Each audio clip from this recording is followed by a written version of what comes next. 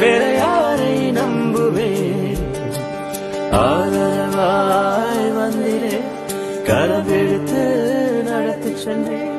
ஆதரவாய் வந்திரே, கரவெடுத்து நடத்தி சென்றேன். உம்மை விட நான் வேற யாரை நம்புவேன்? உம்மை விட நான் வேற யாரை நம்புவேன்?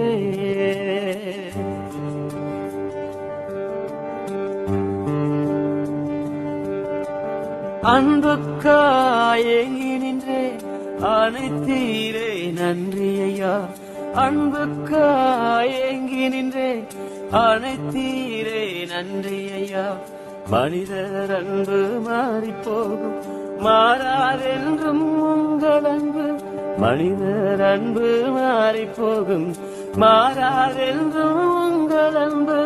உம்மை விட நான் வேற யாரை நம்புவேன்? உம்மை விட நான் வேற யாரை நம்புவேன்?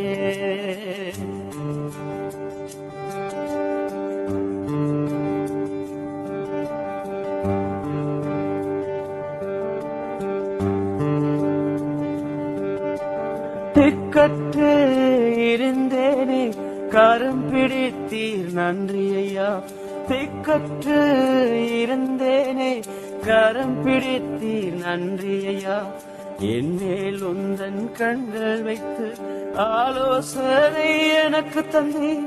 என் மேல் உந்தன் கண்கள் வைத்து ஆலோசனை எனக்கு தந்தீர். உம்மை விட நான் வேற யாரை நம்புவேன்? உம்மை விட நான் வேற யாரை நம்புவேன்?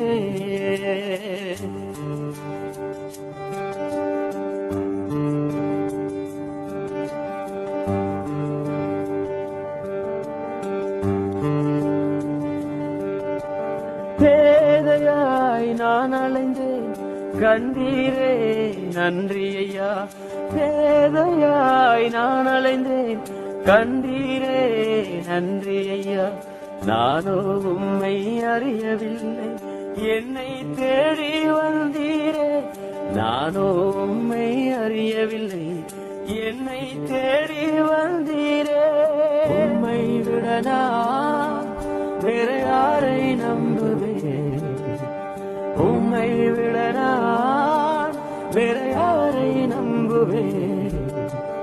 ஆதரவாய் வந்திரே, கரவெடுத்து நடத்தி சென்றேன். ஆதரவாய் வந்திரே, கரவெடுத்து நடத்தி சென்றேன். உம்மை விட நான் வேற யாரை நம்புவேன்? உம்மை விட நான் வேற யாரை நம்புவேன்?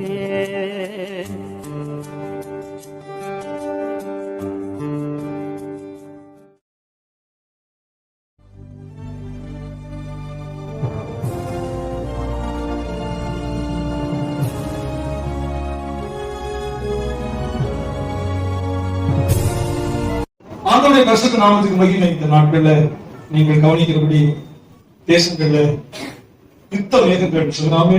உக்ரைன் ரஷ்யா யுத்தம் தொடங்கி 500 நாளுக்கு மேல கடந்து போய்கொண்டே இருக்கிறது. உக்ரைன் ரஷ்யா யுத்தம் நீங்க நியூஸ்ல பாப்பீங்க. அதுபோல இஸ்ரவேலுக்கும் திடீரென்று எந்த முன்னறிவிப்பும் இல்லை, திடீரென்று இஸ்ரவேல் தேசத்துக்குள்ள தீவிரவாதிகள் நுழைந்து அதை நிறைய பேரை கொன்று நிறைய பேரை கடத்தி அவர்கள் முன்னேற்பாடு கூட பெரிய ஒருங்கிணைத்து செய்றாங்க. அது அவங்களுடைய பாடு சொல்லாமே. ஆனாலும் வேதாகம் அதை சொல்கிறது. கடைசி நாட்கள்ல இயேசு கிறிஸ்து நம்முடைய சீடருக்கு சொல்லும் போது யுத்தங்களையும் யுத்தங்களின் செய்தியையும் சொல்லுங்க. அப்ப ஏன் நம்ம இதை கவனிக்கிறோம்னா, ஆண்டவருடைய பிள்ளைகளுக்கு அதை இது நடக்கும் முன்பே நான் உங்களுக்கு சொல்றேன். இது நடக்கும் முன்பே நான் உங்களுக்கு சொல்றேன். நீ உலக வரலாற்றை கவனித்து பார்த்தா முதல் மகா யுத்தம் திடீரென்று தொடங்கி, 2ஆம் உலக மகா யுத்தம் ஹிட்லரினால் திட்டமிடப்பட்டு ஆயுதங்களை எல்லாம் சேர்த்து வைத்துக் கொண்டு கூட்டாளிகளை சேர்த்துக் கொண்டு ஹிட்லர்னால தொடங்கப்பட்டது. 3ஆம் யுத்தம் சொல்லாமே. அது தேவனால் தீர்மானிக்கப்பட்டபடியே போகும். ஆனாலும் நமக்கு ஜெபிக்கிற கடமை உண்டு. சொல்லுங்க. நாங்க நியூஸ் பார்க்கும்போது சாப்பிட முடியாது, அப்படியே அப்செட் ஆகும். ஆனாலும் இவைகளெல்லாம் சம்பவிக்க வேண்டியவைகளே என்று சொல்லுவாங்க. இவைகளெல்லாம் சம்பவிக்க வேண்டியவைகளே. அதுக்கு நடுவுல தேவன் நமக்கு வார்த்தையை கொடுக்கிறார். அதுக்கு நடுவுல கர்த்தர் தன்னுடைய பிள்ளைகளுக்கு வார்த்தையை கொடுக்கிறார். சொல்லுங்க ஆமென். நாம் ஆவிக்குரியவர்களா இருந்தா தெரிந்து கொள்ளப்பட்ட ஒரு மேல கிருபை உண்டாகும். சத்தமா சொல்லுங்க ஆமென். ஆவிக்குரியவர்கள் தேவனுக்கு பிரியமாய் ஆவிக்குரியவர்களா இருந்தா தெரிந்து கொள்ளப்பட்ட மனுஷருக்கு அவரிடத்துல கிருபை உண்டு. உலக பிரகாரமா லோத்து மனைவி போல ஜீவித்தா லோத்து மனைவியை யாராலையும் காப்பாற்ற முடியாது. கர்த்தர் நினைச்சா கூட லோத்து மனைவியை காப்பாற்ற முடியாது. சொல்லவே ஆவியுடைய நிலைமை அதுதான். நீதிமான இருந்த லோத்து இருக்கக்கூடாத இடத்துல போய் சிக்கிக் கொள்கிறான். வேதம் அவனை நீதிமான் என்று சொல்றது லோத்துவ. அவன் தேவனை அறிந்தவன், தேவனுக்கு பயப்படுகிறவன், பாவத்தை விட்டு விலகுகிறவன். மற்றவர்கள் பாவம் செய்யும் போது கூட அவன் துக்கப்படுறான். சொல்றது தன் இருதயத்திலே அவன் வாதிக்கப்பட்டான். இருதயத்திலே வாதிக்கப்பட்டான். ஆபிரகாமோட கூட வருகிறான் லோத்து. கர்த்தர் லோத்துவை கூப்பிடல, ஆபிரகாமை தான் கூப்பிட்டார். சொல்லாமே ஆபிரகாமை தான் பேர் சொல்லி கூப்பிட்டார். லோத்துக்கு ஒரு நம்பிக்கை, நானும் வருகிறேன். சரிப்பா, உனக்கு கொடுக்க முடியாத ஆண்டவராக, உனக்கு கர்த்தர் காப்பாற்ற முடியாதா, உனக்கு கர்த்தர் கொடுக்க முடியாதவா? கர்த்தர் லோத்துவையும் அவனுடைய குடும்பத்தையும் கூப்பிடல, ஆபிரகாமை தான் கூப்பிட்டார் பேர் சொல்லி. கவனிக்க சொல்லாமே ஆபிரகாமை தான் பேர் சொல்லி கூப்பிட்டு அழைத்து அவனை கொண்டு போகிறான். பெரிய திட்டத்தோட, பெரிய திட்டத்தை கொடுத்து மெசியா கிறிஸ்தவ சந்ததிகள் பிறக்கணும், பெரிய தேசமாக்குவேன், அந்த சந்ததியில இயேசு பிறப்பார். பெரிய திட்டத்தோடு ஆபிரகாமை அழைத்துக் கொண்டு போகிறான். ஆனா லோத்துக்கு அப்படிப்பட்ட அழைப்பு கொடுக்கல. ஆனா லோத்து கூட போகிறான். சொல்லுங்க ஆமென். கூட போறதுனால அவருக்கு எந்த பிரச்சனையும் இல்லை, கர்த்தருக்கு கொடுக்க முடியாம இல்லை, காப்பாற்ற முடியாம இல்லை. ஆனா லோத்துடைய ஆவி, சொல்லுங்க ஆமென், தேவனை அறிந்தவன். தேவன் அவனுக்கு தெரியும், கர்த்தருடைய வல்லமை தெரியும், அவருடைய நாமம் தெரியும், அவருடைய பராக்கிரமம் எல்லாம் தெரியும். சொல்லுங்க ஆமென். ஆனா அவனுடைய வாழ்க்கையில் ஒரு பெரிய மதிகேடு, தேவனுக்கு பிரியமாய் தன் வழியை மாத்த ஒத்துக்கிற மாட்டான். அவனும் பாவம் செய்ய மாட்டான். இங்க லோத்துடைய கேரக்டர் பைபிள்ல பார்த்தா பாவி கிடையாது. மற்றவர்கள் பாவம் செஞ்சா கூட துக்கப்படுவான். இப்படி நடக்கிறாங்களே, இப்படி கடவுளுக்கு பயப்படாம அநியாயம் செய்யறாங்களே, இப்படி அக்கிரமம் செய்யறாங்களே, தேவனுக்கு பயப்பட மாட்டேங்கிறாங்களே, இங்க வாழ்க்கை இப்படி இருக்கு. அவன் இருதயத்துல பாதிக்கப்படுவான். சொல்லுங்க, ரெண்டும் தேவனுக்கு பிரியம் தான். ஆனா தேவன் விரும்புகிற இடத்துல விரும்புகிறதை அவனுக்கு செய்ய மனம் இருக்காது. நிறைய பேர் அழிவுக்கு அதான் காரணம், அழிவுக்கு அதான் காரணம். லோத்துவை ஆண்டவர் கைவிடல. பைபிள் சொல்றது லோத்துவை தேவன் கைவிடவே இல்லை. அது முக்கியமான நம்முடைய வாழ்க்கையில் அநேக நேரங்கள் இழந்து போவோம், விலகி போவோம், அநேக நேரம் சங்கடத்துல மாட்டிக்கொள்வோம். எப்ப பாதை இருந்து விலகிறோமோ அப்பதான் தொடங்கும். ஆனா நமக்கு தெரியாது. லோத்துடைய மெய்ப்பருக்கும் ஆபிரகாமுடைய மெய்ப்பருக்கும் வாக்குவாதம் உண்டாயிற்றுன்னு வசனம் சொல்றது. என்ன உண்டாயிற்றா? சத்தமா சொல்லாமே. நீங்க பைபிள் ஆராய்ந்து பார்த்தா ரெண்டு பேருக்குமே அவருடைய சொத்துக்களை பூமி தாங்க முடியாமல் இருந்தது. ஆபிரகாமுக்கு இருந்த சொத்து ஆடு மாடு வேலைக்காரர் ஒட்டகங்கள். அந்த நாட்கள்ல அதுதான் அவருடைய செல்வம். ஆடு மாடுகளை வெறுக்குவாங்க, ஆயிரக்கணக்கில் ஒட்டகங்கள். அதை மேய்க்கிறதுக்கு வேலைக்காரர்கள் பணம் கொடுத்து வாங்குவாங்க வெளிநாட்டுல இருந்து. அப்புறம் வீட்டிலே பிள்ளைகள் எல்லாம் பிறக்கும், வீட்டிலே வேலைக்காரர் பிறந்தார்கள் வசனம் சொல்றாங்க. அந்த நாட்கள் அப்படிதான். ஆடு மாடு வாங்கி வச்சிருக்கோம், குட்டி போட்டு நம்ம 1-2 விற்கிறோம்ல, ஆயிரக்கணக்கில் விற்பாங்க. ஒரு தடவைக்கு 5000 ஆடு விற்பாங்க, 5000 மாடு விற்பாங்க, ஒட்டகம் விற்பாங்க, சீமானா இருப்பாங்க. ஒரு மனுஷன் பேர் தான் வழங்குவான், அவனுக்கு பேர் ஆபிரகாம். அவனுடைய வீட்டுல 318 பேருக்கு சாப்பாடு போட்டு வச்சிருக்கான். அவன் வீட்டு பிள்ளைகள் தான் பிறக்கும். ராஜாவை ஜெயிக்கிற அளவுக்கு அவன் பலமா இருப்பான். ஒரு மனுஷன் ஒரு படை. சொல்லுங்க, 318 பேருக்கு 3 நேரம் சாப்பாடு போடுறத நினைச்சவே முடியாது. ஒரு கல்யாணம் நடத்துற மாதிரி, தினமும் ஒரு 3 கல்யாண சாப்பாடு போடுற மாதிரி, அந்த அளவுக்கு பொக்கிஷம் அவனிடத்துல இருக்கும்.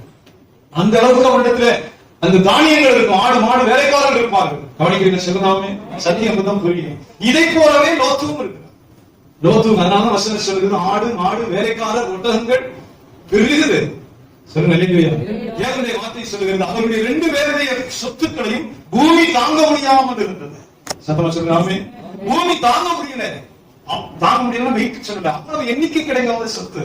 முதல் குறிப்பு சொல்றேன், சொல்லுங்க, ஆண்டவரை உண்மையா பின்பற்றி வந்த யாரையும் ஆண்டவர் விட்டதே. நான் எப்பவுமே சொல்லுவேன், ஆரம்பம் அற்பமா இருக்கும், ஆனால் முடிவு பூர்ணமா இருக்கும். நேற்று அறுபது ஒரு ஜபத்துக்கு போயிருந்தேன். ஒரு அம்மா அள்ளி கொற்றவரே சோத்திரம். நான் கூட இன்னைக்கு சொன்னதே ஆண்டவரே சோத்திரம் சொல்றதுல என்ன செய்யறாரு அவரு? பரவாயில்ல, இது ஒரு புது பாயிண்ட், அதையும் சேர்த்து. ஒண்ணுமே வாங்காத அந்த அம்மா அவ்வளவு வாசையா சொன்ன, அள்ளி கொற்றவரே சோத்திரம். சொல்லுங்க, அது ஒரு பாயிண்ட், நல்ல பாயிண்ட். பரவாயில்ல, மூணு ஜபத்துக்கு இதை சேர்த்துட்டு போகணும். அள்ளி கொற்றவரே சோத்திரம். சொல்லுங்க, நீங்க 10 வருஷம் உண்மையா கர்த்தரை பின்பற்றி பாருங்க. அவர் ரட்சிக்கப்பட்ட மனுஷனுக்கு சொல்றதுதான். 10 வருஷம் உண்மையா கர்த்தரை சேவிக்க பாருங்க. சொல்லுங்க, நம்ம சபையில வரும்போதே கெட்டதை நிறைய பேர் குறைக்கணும். நிறைய விஷயங்கள்ல குறை பேசுகிறது, அடுத்தவரை தூசிக்கிறது, கர்த்தருக்கு கொடுக்காம கையை சுருக்கிடுவோம். விசுவாசிகள் கெட்டு போறதுக்கும் கர்த்தரிடத்துல பெறாமல் இருக்கிறது இது ஒண்ணுதான் முக்கியமான காரணம். ஒரு வெள்ளக்காரன் சொல்லும்போது சொன்னா, வெள்ளக்காரன் அதிகமா ஜெபம் பண்ண மாட்டான். வெள்ளக்காரனுக்கு மணிக்கணக்கில் ஜெயிக்க தெரியாது, ஆனா அப்படியே நம்புவான். வெளியிட்டு வாடலாம் சொல்லுவாமே, கடவுள் சொன்ன வார்த்தையை நம்புவான். அவன் தேவனுக்கு கொடுப்பதுல உண்மைக்கும் அதிகமாய் சொல்லுவாமே. 10,000 ரூபாய் சம்பளம் வாங்கணும்னா 1000 ரூபாய் ஆண்டவருக்கு கொடுக்கணும், கொடுத்தே ஆகணும்னு அவன் நம்புவான். அன்னிதான் கொள்வார் சந்ததி மேல கடந்த ஒரு கடவுள் போது விளைக்கும். 10,000 ரூபாய் நம்ம சம்பளம் மாதத்துல வாங்கினா உண்மையாகவே 1000 ரூபாய் தேவனுக்கு கொடுக்கணும். இல்லைன்னா நம்ம திருட அனுப்பிச்சிருக்கோம். அதுல எந்த மாற்றமும் இல்லை. நம்ம பிள்ளைகளை ஆசீர்வதிக்கப்படாது. என்ன பாசம் சொல்லி சத்தியத்தை நம்ம மறைச்சோம்னா அது ஒண்ணுமே கிடையாது. நம்ம கையை நம்ம சுருக்கும் போது கர்த்தர் தன்னுடைய வார்த்தையின்படி அவர் சுருக்கி கொடுக்கிறார். சில சொல்லுவாங்க, ஏதோ கஞ்சி குடிச்சு ஓட்டு வீட்டுல ஓட்டிட்டு போறேன், அப்படியே ஓட்டிட்டு போயிரு, அப்படியே ஓட்டு. நீ தேவனை விசுவாசிக்கிற, நீ தேவ மகிமையை காண்பதில்லை. You will never see the glory of God. ஆண்டவர் தன்னுடைய வார்த்தையை சொல்லாமே கீழ்ப்படிக்கிறதுக்கு தான் நிறைவேற்றுவார். நீங்க 100 வருஷம் ஜெபம் பண்ணாலும் தேவனுக்கு உண்மை இல்லாம கையை சுருக்கணும், you will never be multiplied. நீங்க விருத்தி அடைவதில்லை, உங்க பிள்ளைகள் விருத்தி அடையாது. இந்த சத்தியத்தை மாற்ற முடியாது. நான் ஒரு நாள் கற்றுக்கொண்டு அன்னையில இருந்து கர்த்தருடைய பங்கு உண்மையா இருக்குது சொல்லாமே அரசு முடிவு கணக்கு பார்த்து கர்த்தருக்குரிய உண்மையா கொடுத்த பிறகுதான் நீங்க போய் நின்று, ஆண்டவரே என் முகத்தை பாருங்க, என் பிள்ளைகளை பாருங்க, ஜெயிக்க முடியும். என் முகத்தை என் பிள்ளைகளை பாருங்க, நான் வஞ்சிக்கிறேன், நான் திருட கிடையாது. தேவனுக்குரிய தேவனுக்கு கொடுத்துரு, ராஜாவுக்குரிய ராஜாவுக்கு கொடுத்துரு. இயேசு சொல்லுங்க, தேவனுக்குரியது உனக்கு தெரியும், தேவனுக்குரியதை கொடுக்கணும், கொடுத்துரு. ராஜாவுக்கு என்ன வரி கொடுக்கணும் அதை கொடுத்துரு. சொல்லாமே உன் களஞ்சியத்தை மறுபடியும் நிரப்புவார். கர்த்தருடைய வார்த்தை உண்டாகிறது எலியாவுக்கு. நீ எலியாவுக்கு முழிச்சு போய் நிற்கிறான். எந்திரிச்சு என் ஆண்டவரை காலையில் எந்திரிச்சு பார்த்தா கேரி ஆற்று நீர் வற்றி போச்சு, வர வேண்டிய காக்கா வரல. கேரி நீர் பற்றி ஆற்றுங்கிற வர வேண்டிய காக்கா வரல. என்ன செய்ய சொல்லுகிறார், உனக்கு ஒரு விதவைக்கு, அப்படி கூட விவரமா சொல்லல, உன்னை பராமரிக்கும்படி ஒரு விதவைக்கு கட்டளையிட்டேன். மாறி சொல்றார், உன்னை பராமரிக்கும்படி ஒரு விதவைக்கு கட்டளையிட்டேன். சொல்லுங்க, ஆனா உண்மையில அது சரியில்லை. அவன் அவங்க வச்சு சாப்பாடு வச்சுக்கிட்டு மேஜையில துணியெல்லாம் விரிச்சுக்கிட்டு தண்ணி வச்சுக்கிட்டு எலியா ஐயா எப்போது வராங்க உட்காந்து இருக்கிறான். பராமரிக்கிறதுக்கு வீடெல்லாம் பண்ணி சுத்தப்படுத்தி ரெட் கார்பெட் விரிச்சு சாப்பாடெல்லாம் ரெடி பண்ணிட்டு ஐயா எப்போது வராங்க உட்காந்து இருக்கிறான். சொல்லுவாமே, அவன் இன்னைக்கு சாப்பிட்டு சாப்பிட்டு சுற்றி பண்ணிட்டு இருக்கிறான். தேசத்தை அவர் பஞ்சத்துல கொண்டு குடிக்கிறார். ராஜா வீட்டிலே சாப்பாடு கொள்றார். அந்த விதவை தான் தன் பிள்ளையை சாப்பிட்டு செத்து போயிடுவான்னு கொஞ்சம் சுற்றி பண்ணிக்கிட்டு இருக்கான். கொஞ்சம் மாவு கொஞ்சம் எண்ணெய், கொஞ்சம் மாவு கொஞ்சம் எண்ணெய், அதை சுடுறதுக்கு ஒரு சுப்பி விரல் பறிக்க கொண்டிருக்கிறார். விரல் கூட ஸ்டாக்ல இல்லை, விரல் கூட ஸ்டாக் இல்லை, அவன் சுப்பி பறிக்கிட்டு இருக்கிறான். ஆனா எலியா அந்த வீட்டு அட்ரஸ் கரெக்டா சொல்லி வரலாம். ஆண்டவர் போனாதான் தெரியுது, இவ பாடே பாவமா இருக்கு ஆண்டவரே, இவன் இன்னைக்கு சாப்பிட்டு சாகிறவள போய் ஆனா அவர் சொல்ற பைபிளுடைய வார்த்தையை கவனிங்க, உன்னை பராமரிக்கிறதுக்கு நான் அவருக்கு கட்டளைக்கிறேன். சொல்லுவாமே, அந்த நல்ல ஆவிக்குரிய வார்த்தையை ஆழமா கவனிக்கணும். அந்த விதவை கிட்ட அவர் பேசவே கிடையாது. நிமிந்து பாருங்க, சத்தியத்தை புரிந்து. அந்த விதவை கிட்ட தரிசனத்துல சொப்பனத்துல வந்து எலியாங்கிற பெரிய தீர்க்கதரிசியை நான் கேரி காக்கல வச்சிருக்கிறேன், அவன் ஒளிச்சு கொள்ள சொல்லி இருக்கிறேன். டெய்லி அப்பமும் இறைச்சியும் காக்கா வந்து கொடுத்துச்சு, சாப்பிட்டு தண்ணி குடிச்சு படுத்துட்டு ஜெபம் பண்ணிட்டு இருக்கிறேன். இப்ப நான் அங்க வேற வேலை ஆரம்பிக்க போறேன். அங்க தண்ணி காக்கா எல்லாம் நின்றுடும். இன்னைக்கு காலையில உன் வீட்டுக்கு வந்து சேருவேன். நீ முதல் அடையை கொடுத்து கணம் பண்ணு, உன் மாவு பானை நிரம்பும் அப்படின்னு தரிசனம் கொடுக்கவே மாட்டாரு. யாருக்கும் கொடுக்க மாட்டாரு. இருந்து பாத்தீங்கன்னா சொல்லுவாங்க. ஆனா பைபிள் என்ன சொல்லுகிறது, கட்டளையிட்டேன். அந்த விதவைக்கு நான் கட்டளையிட்டேன்னு எலியாட்ட சொல்றாரு. எலியா போய் நின்னா தெரியுது, அப்படி ஒன்னும் கட்டளை இல்ல. கவனிச்சு சொல்லுவாங்க, அவன் போய் நிக்கும் போது தெரியும், சுற்றி பறிக்கிட்டு இருக்கிறான், தடுமாறிட்டு இருக்கிறான். கொஞ்சம் மாவு கொஞ்சம் எண்ணெய் வச்சிருக்கேன், நான் என் பிள்ளை சாப்பிட்டு கடைசி சாப்பாடு சாப்பிட்டு செத்து போய் உயிரை விட்டுருவோம்னு நாங்க இருக்கிறோம். அதான் புரியுது, ஆண்டவரே வந்து மாட்டிட்டே.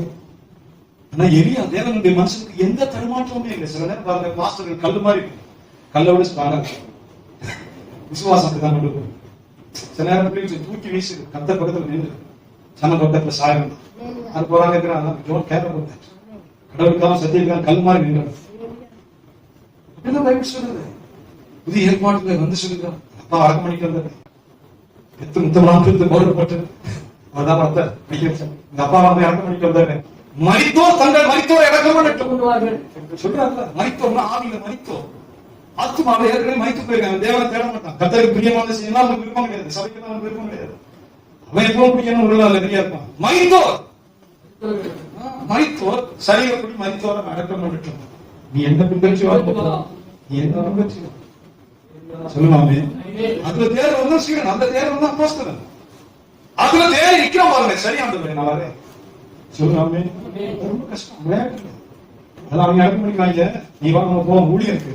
எவ்வளவு கஷ்டம் சொல்லுங்க. பவுல் சொல்லும்போது சொல்றாரு, கர்த்தர் அங்க இருந்து அழைத்தார் கேரளா ஒரு செழிப்பான ராமேஸ்வரத்தில் ஒரு நேசிக்கிறோடைய தகப்பனா முன்னாடி பஸ்ல ஏறிட்டார். முன்னாடி கெஞ்சி கெஞ்சி அழுது பார்த்திருக்காரு. நல்லபடி இவருக்கு அழுது வந்திருக்கு. கரெக்டா வெறும் 200 ரூபாய் வச்சுக்கிட்டு ராமேஸ்வரம் வந்திருக்காரு. கூட கஷ்டத்தை திருப்பி கொண்டாந்து போயிடும். ஏன்னா ஒண்ணுமே யாரையும் தெரியாது ராமேஸ்வரத்துல. தமிழ் பேசுறதே ஒரு தடுமாற்றம். தமிழை பேச முடியாது. உள்ள வித்தியெல்லாம் கூட்டிட்டு மூட்டை முடிச்சு அடிக்க வெறும் 200 ரூபாய். அது என்ன செய்யிருக்காரு, தன்னுடைய சொத்தப்புறம் வித்து எல்லா பிள்ளைங்களுக்கும் கொடுத்துட்டு உட்கார்ந்து ஜெபம் பண்ணிட்டு இருக்காரு. ஆண்டவரே ராமேஸ்வரம் போது நீங்க எனக்கு காசு அனுப்புனீங்கன்னா நான் போறேன். அதான் எனக்கு அடையாளம். அப்ப போனலாம் கிடையாது. ராமேஸ்வரத்துக்கு போச்சு நீங்க போறேன். அதுக்கு தேவை இவருடைய சொத்து வித்து பணத்தை பணம் கொடுத்தாரு. எல்லாரும் கொடுத்துட்டு ஐபிஆர் பார்த்துக்கிறாரு. நீங்க எனக்கு 200 ரூபாய் பணம் கொடுத்து அந்த ஊர் போய் சேர்றது பணம் கொடுத்தேன்னு நான் போறேன். சொல்லுவாங்க. இப்ப வந்து உபவாசம் வந்து ஜெபம் பண்ணிட்டு கையில தேவன் சொன்னார், மணியாட்டு வரும் வெறும் 200 ரூபாய். ஜோ குட்டின்னு யாரோ சம்மந்தம் இல்லாத ஓடி போய் கேட்டாங்க. ஜோ குட்டி 200 ரூபாய் அனுப்புனாரா? அப்ப போன் இல்லை. அதுக்கு அவனுக்கு தெரியும். அதனால ஆண்டவர் சொன்னார், 200 ரூபாய் 200 ரூபாய் வாங்கிட்டு நேரம் போயிருக்காரு. பிள்ளைகள் படிக்கிறதுல படிக்குது. 3-4 பிள்ளைகள். எத்தனை கிளாஸ்? 3 class 4 5 class. போய் ஹெட் மாஸ்டர் சர்டிபிகேட் கொடுங்க, நாங்க தமிழ்நாட்டுக்கு போகிறோம். பைத்தியக்காரன் இந்த வருஷத்தை முடியும். இன்னும் 2-3 மாசம் தான் முடிச்சிட்டீங்கன்னா 4ஆம் கிளாஸ் ப்ரமோஷன் சர்டிபிகேட் தருவேன். அதை வாங்கி கொண்டு போனா 5ஆம் கிளாஸ் நீங்க சேர்த்துக்கலாம். அவர் நல்லதுன்னு சொல்லியிருக்காரு. அவர் பார்வையில சொன்னா ஒரு நாள் பிந்தப்படாது. என்ன செய்யறது? இந்த மாட்டு போடுறது மியூசிக் போடுறதா கலச்சட்டை போட்டு இதெல்லாம் வேடிக்கையா தான். ஒரு நாள் பிந்தப்படாது. நீங்க சர்டிபிகேட் கொடுத்து அதையும் குறையும் வாங்கிட்டு வெறும் 200 ரூபாயில பஸ் ஏறிட்டு இருக்காரு. சொல்லுங்க.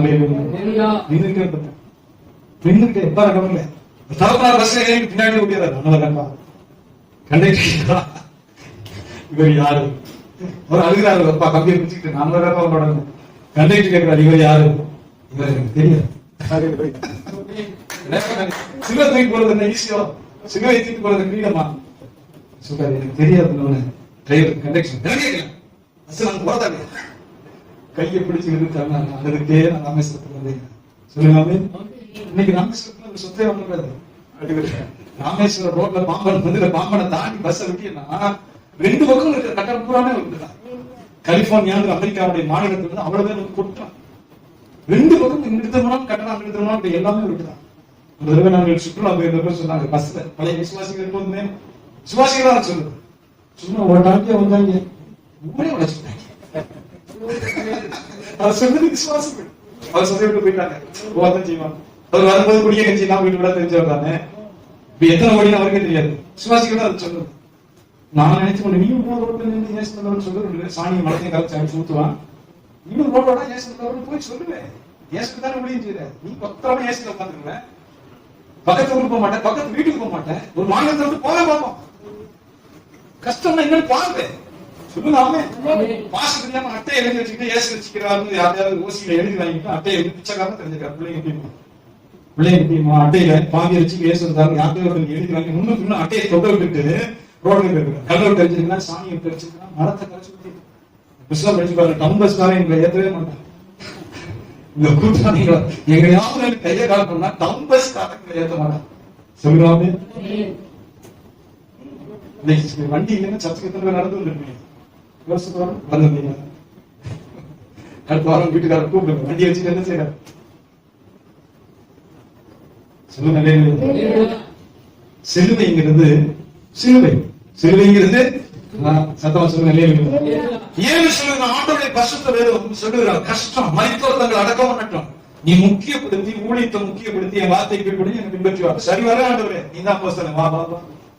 எனக்கு ஞாபகம் இருக்குது. இதே ஊர்ல தான் நான் பிரசங்கித்துக் கொண்டேன். என்னுடைய பாட்டி சாகும் போது நீ வளர்த்தது எங்க அம்மாச்சி தான். சின்ன பிள்ளைங்க வளர்த்து வளர்க்குது. 18 வயது தேவையெல்லாம் கொடுத்து வளர்த்தது. நான் இங்க இருந்தாங்க அடைப்பான் சார் வீட்டுல சாயங்காலம் பிரசங்கம் பண்ணிட்டு இருக்கேன். 9 மணிக்கு 7 மணிக்கு ஆரம்பிச்சு 9 மணி வரைக்கும் பிரேயர் நடக்கும். வீட்டு கூட்டம் எங்க மக்கள் எல்லாம் வருவாரு. அப்ப போன் கிடையாது. போன் கிடையாது. போன் நம்ம வாங்கணும்னா 10,000. வீட்டுல குடி இருக்கும்போது 10,000 ரூபாய் பணம் கட்டி போன் வாங்கணும். இந்த கம்பியில போமா இல்லையா? கம்பி கட்டி வச்சிருப்பாங்க. அந்த போன சொல்றேன். இறந்து போனப்ப ஓடி போய் அந்த பாஸ்டர் சொல்லி இந்த மாதிரி பாட்டி இறந்து போயிட்டாங்க. சொல்லுங்க, பாசமா நேசித்த பாட்டி இறந்து போயிட்டாங்க. சொல்லுங்க. அந்த பாஸ்டர் சொல்லிருக்க அதெல்லாம் பாட்டி சொல்றது இருக்கட்டும். அவன் ஊழியத்துக்கு போயிருக்கான். பிரசங்கம் பண்ணி முடிச்சு வரும்போது வருவான். வருவான். அவர்தான் நல்ல வாசம் சொல்றேன். கடவுளுடைய வழி நடக்கிற பாஸ்டர், கடவுளுடைய வார்த்தைப்படி நடக்கிற பாஸ்டர். பாட்டியை என்ன செய்ய போறாங்க? ஒண்ணு இல்லை, 2 நாள் ஐஸ்பெட்டிக்கலாம் போய் ஒரு பிரச்சனை இல்லை. அப்ப ஊழியத்தை முடிச்சுட்டு வரும்போது வருவான். ஆசமா வளர்த்ததுக்கு முன்னாடி கர்த்தருக்கு ஒப்பு கொடுத்தாச்சுல, ஆண்டவருக்கு சிலுவைக்கு ஒப்பு கொடுத்தாச்சுல. சொல்லுங்க சிலுவை தூக்கிட்டு போக ஒப்படைச்சாச்சுன்னா பாட்டி இருந்தா தூக்கிட்டு போதான். அடுத்துதான் போறேன் நான் போய் சேர 10 மணி. அப்பா அவங்க பாட்டி இறந்து போயிட்டாராம்ப்பா சொன்னாங்க. நான் எப்படி சொன்னேன், சரி நீ வந்து தப்பு சொல்லுங்களே. இங்க வேதம் சொல்லுகிறது, நாம் கவனிக்கிற இந்த சத்தியம் விளையாட்டுக்கு சொல்லப்படவில்லை. கர்த்தர் ஆபிரகாமை அழைத்தார். சொல்லுங்க அவன் உண்மையாய் பின்பற்றினான். நீங்க ஆண்டோடு மறுபடியும் சொல்லுவேன், நான் ரட்சிக்கப்பட்டேன், ஞானஸ்நானம் பெற்றுட்டேன், சும்மா கோயிலுக்கு வந்து போறேன். நீங்க வந்துட்டு போகலாம். God will never move your stones. உங்களுடைய கல் புரட்டப்படாது. சொல்லுங்க உங்களை நீங்க சரிப்படுத்தணும், உத்தமப்படுத்தணும், தேவனை வைராக்கியமா பின்பற்றணும். குறிப்பா நீங்க பொருளாதார ஆசீர்வாதத்துல நீங்க முன்னேறணும்னா ஆண்டவருக்கு உண்மையா கொடுக்கணும். நீங்க நிறைய மக்கள் அதை பயிற்சிப்பதில்லை. மற்ற எல்லாத்தையும் நீங்க முக்கியப்படுத்துவீங்க. வீட்டு வரி கட்டணுமா ஓடிடும், கரண்ட் பில்லு கட்டணுமா, அது என்ன பிடிக்குவானே, தண்ணி வரி கட்டணும், வீட்டு வரி கட்டணும், பாக்கி எல்லாம் நம்ம உஷார ஓடி செய்யணும். கேபிள் கூட பண்ண கட்டணும். எதுக்கு சொல்லித்தான் டிவி ஓடுறது கேபிள். நான் ஒரு நாள் போய் கேட்டேன், என்னப்பா முக்கியமானது, மாசத்துக்கு 250 ரூபாய் கேட்டாரு. 12 மாசத்துக்கு கிட்டத்தட்ட 3000 ரூபாய்க்கு பணம் வந்துச்சு. ஒரு 6-7 மாசத்துக்கு முன்னாடி மாசம் 250 ரூபாய். ஒரு வருஷத்துக்கு பணம் கட்டவே இல்லைங்க. நான் சொன்னேன், கேபிள் டிவியே எனக்கு வேண்டாம். நாங்க சாப்பிடும் போது கொஞ்ச நேரம் நியூஸ் பார்ப்போம். இதுக்கு 3000 ரூபாய் பணம் இல்லைன்னு சாப்பிடும் போது செங்க தட்டி வச்சுட்டு நியூஸ் கேட்கணும். அதோட வச்சுக்காரு. கேட்கலீங்களா? சொல்லுங்க என்ன செய்யணும், அது பழகிடுச்சு. ஆனா 3 டிவி இருக்கு, பெருசா இருக்கு. இருக்குன்னு பார்த்தேன். நம்ம பார்க்க போற நியூஸ் நான் ஏன் சொல்லணும், மற்ற எல்லாத்துக்கும் ஆண்டுடைய ஒரு சாட்சி சொல்லுவேன். சொல்லுங்க தேவாவியானவர் நடத்துகிறார். ஒரு குறிப்பிட்ட சகோதரி வந்தார், ஜெபிக்க கேட்டுக்கொண்டார். பல பிரச்சனைகளை சொல்லணும். என் மனைவி இப்படி எல்லாம் இருந்த காரியங்களா இருக்கு, ஜெபம் பண்ணணும். அவங்க ஜெபம் பண்ணி என்னையும் சொன்னாங்க, நானும் ஜெபம் பண்ணேன். அப்போ ஒரு காரியம் சொன்னேன், நம்ம ஜெபம் பண்ணா அந்த காரியம் கேட்கப்படாது. சொல்லுவாங்க அவர்கள் கர்த்தருக்கு உண்மையா கொடுக்காம, தேவன் அவருக்கு கொடுக்கறத உண்மையா கொடுக்காம இருந்து நீ 100 வருஷம் வீட்டுக்கு போய் ஆதரவுக்காக தான் ஜெபம் பண்ணா கர்த்தர் கையை நீட்டி அந்த கல்லை பட்ட மாட்டாங்க. இதுதான் நடக்கும். வேற ஆதரவுக்கு போய் ஜெபம் பண்ணிட்டு வரலாம். அவ்வளவுதான். அவங்க உண்மையா தேவனோட திரும்பினா கிருபை உண்டாகும். இதை சொல்லல, நான் உண்மையை சொல்லி விட்டுட்டேன். இவங்க அவங்கள சொல்லிட்டாங்க, கேட்டது இப்படி பாஸ்டர் சொன்னாங்க. ஆனா அவங்க சொல்லுங்க அதை மாற்றிக்கொண்டாங்க. சரி, ஆண்டவர் உண்மையா கொடுக்குறேன். சொல்லுங்க தேவனுக்கு நான் உண்மையாக கொடுக்கிறேன் என்று சொல்லி தங்களை திருப்பினார்கள். திருப்பின உடனே ஆண்டவர் திருப்பினார். கவனிக்க சொல்லுவாங்க, மடன்னு அவருடைய தடைகளை பூரா ஆண்டவர் அதை அனுக்கிரகம் பண்ணினார். ஒரு மாடியாக இருந்தது, ஒரு 3 மாடி கட்டி கடற்கரை என்ன போராடணும் அனுக்கிறோம். ஒரு லோன் அனுக்கிறோம், ஒரு கட்டணம் கட்டணமா லீவு, அரசாங்க உத்தியோகத்தில் இருக்கிறார்கள். அந்த நேரம் பார்த்து ஒரு லீவு, மன தட்டுப்பாடு, மனம் கிடைக்கும், எல்லாமே கடற்கரை கட்டி முடிச்சு அந்த வீடு முடிக்கிற முன்னாடி வாடகைக்கு அட்வான்ஸ் புக் பண்ணி வைக்கிறான். இந்த எனக்கு வாடகைக்கு விட்டுருங்க, அதை எனக்கு வாடகைக்கு விட்டுருங்க சொல்லுவாமே. கஷ்டப்பட்டு மடுக்கிட்டதை விட தேவன் தைக்க தர மாதிரி தருவார். அது ஒரு அனுபவம். சாயி முளம் வலிக்கு கஞ்சிக்கு தனிக்கு காத்தா பார்க்கறதுன்னு ஒரு அனுபவம் இருக்கு. கர்த்தர் அள்ளி கொட்டுறதுன்னு ஒரு அனுபவம் இருக்கு. சொல்லுவாமே அது ஒரு ஆவிக்குரிய சாக்கியம், ஆவிக்குரிய அனுபவம்.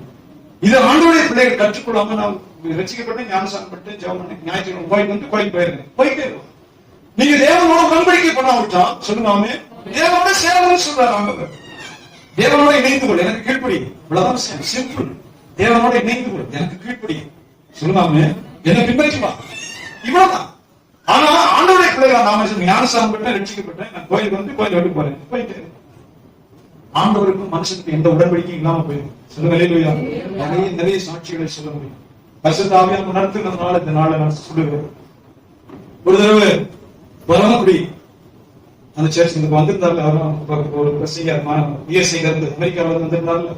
அவர்னா ஜோசுவா டேனியல், அவர்னா அவருடைய அப்பா சபை அங்கதான் ரட்சிக்கப்பட்டு ஞானசானம் பெற்ற சபை. அப்ப அவரு ஒரு நாள் கூப்பிட்டு, அந்த பிள்ளைங்க சின்ன பிள்ளைங்க, எனக்கு அடையாளமே தெரியாது. எனக்கு 17-18 வயதா இருக்கு. அந்த பிள்ளைங்க சின்ன பையன், எனக்கு ஆகவே தெரியும். அப்ப நான் ஊழியத்துக்கு வந்த பிறகு ஒரு நாள் அவர் என்னை கூப்பிட்டிருந்தார். நான் போய் ஒரு நாள் இரவு தங்கி அடுத்த நாள் அவருடைய சபையில ஓரளவு இதோட கொஞ்சம் பெரிய சபை 6வது பிரசங்க கூப்பிட்டார், பிரசங்கம் பண்ணார். அப்ப அந்த நாள் ஜெயிக்கும் போது தேவன் ஒரு வார்த்தையை கொடுத்தார். உண்மையுள்ள மனுஷன் பரிபூர்ண ஆசீர்வாதங்களை பெறுவார். அதான் ஞாயிற்றுக்கிழமை ஆண்டவர்களுக்கு தந்த வார்த்தை. நான் பெரும்பாலும் யாரும் என்ன நினைப்பாங்க பத்தி கவலைப்படுறது, கடவுளுடைய வார்த்தையை சொல்லிட்டு போயிட்டு அவ்வளவுதான். இவர் என்ன நினைப்பாரு, அவர் நினைப்பாரு, அது பிரச்சனையே கிடையாது. அப்படி நினைச்சா நம்ம அடிக்கப்படுவோம். கர்த்தர் சொல்ற வார்த்தையை சொல்றது நம்முடைய வேலை. கீழ்ப்படியாத மனுஷருடைய கடமை. ஆகவே அந்த நாள்ல என்ன ஒரு பிரசங்கம் முடிச்சு, என்னப்பா இப்படி பிரசங்கம் பண்றாங்க, என்ன செய்யறது, என்ன பார்த்து செய்யறது, கடவுளுடைய வார்த்தை ஆவியில வெளிப்படாது சொல்லி அவர் கொஞ்சம் ஆள் போயிருக்கேன்னு தயங்கி சோப் பண்ண ஆள் போயிடக்கூடாது. அப்ப தேவ ஆவியானவர் சொன்ன வார்த்தை சொன்ன, அநேகர் நீங்க வஞ்சிக்கிறீங்க, அநேகர் சொல்லாமே அநேகர் தேவனை வஞ்சிக்கிறீங்க, உங்க சிரமம் உங்களுக்கு உங்களுடைய பிள்ளைகளுக்கு தீரல, கர்த்தர் உங்களுக்கு எதிராக இருக்கலாம், உன் நன்மைக்கு உனக்கு வந்து சேர வேண்டிய ஆசீர்வாதத்துக்கு அவரே வந்து தடையா இருக்கார். பைபிள் எப்படி சொல்றது சொல்லுங்க. நேர்விதா நீங்க வஞ்சிக்கிறதுனால சபையை தேராது, நீங்களே தேர மாட்டீங்க. ஏன்னு சொன்னா பகிரங்கமாக சொல்லுங்க. உங்க கால்குலேட் உங்களுக்கு வர வேண்டியது ரொம்ப கரெக்டா காட்டுது. அது சம்பளமா இருக்கலாம், அரியரா இருக்கலாம், ஒரு போனஸா இருக்கலாம். வர வேண்டிய பணம் எவ்வளவுங்கிறது உங்க கால்குலேட் உங்களுக்கு ரொம்ப கரெக்டா காட்டும். ஆனா ஆண்டவருக்கு மட்டும் அது காட்டாது. இதைத்தான் சொல்லுங்க, ஆண்டவருக்கு காட்டாது. போயிட்டு போறது யாரும் ஒரு 500 தள்ளி விட்டு போயிட்டு அது நம்ம பாஸ்டர் கொடுக்கறதா தான் நினைக்கிறோம். அநேக நேரங்கள் பாஸ்டர் அவர் அதனால ஐயா ராஜமணி சொல்ற பாஸ்டர் ஏழை அந்த நிறைய பேருக்கு நடிக்கிறது காரணம் தான். பாஸ்டர் ஏழை அப்படின்னு ஒரு மஞ்சள் பை பிஞ்ச செருப்பு போட்டு அப்படின்னு பரிதாபமா வேஷம் காட்டி என்ன பிச்சை எடுக்கிறார் பாஸ்டர், நீங்க என்னை பின்பற்றி வீடு வீடா பிச்சை எடுக்கணும் அப்படியே சொன்னாரு ரேசனாதான் சொல்லுங்க. அப்படி சொன்னாரு பாஸ்டர் பிச்சை எடுத்தா சபைக்கு நிலைமையா இருந்தான். நீங்க அப்படி கெஞ்சி உங்களை நடிச்சு உங்களை அப்படியே கிழிஞ்ச சட்டை போட்டு மஞ்சள் பை வச்சு அப்படியே வேஷம் காட்டி இறக்கத்தை வாங்கி அதான் கிடையாது. பைபிள் அப்படி இல்லை சொல்லுங்க. பைபிள் அப்படி சொல்லல. ஆகவே நான் சத்தியத்தை பிரசங்கம் உங்க ஆசீர்வாதத்துக்கு தடைய தேவன் தான் வைத்திருக்கு. அந்த கதவை திறக்கிறதுக்கும் தடுத்து நிறுத்த ஒரு அதிகாரம் வச்சிருக்கோம். அதுதான் நடக்கும். நான் வந்துட்டு அதை பத்தி என்ன ஒரு தடவை பிரசங்கம். அதனால சில நாட்களுக்கு கூட அவர் தொலைபேசி போயிட்டு எங்களுடைய சபை நிறைய மாறிடுச்சு. என்ன ஒரு வங்கி பேங்க் மேனேஜர் இருந்திருக்கிறார். என்னுடைய மனைவியும் பெரிய அதிகாரத்துல நல்ல சம்பளம்.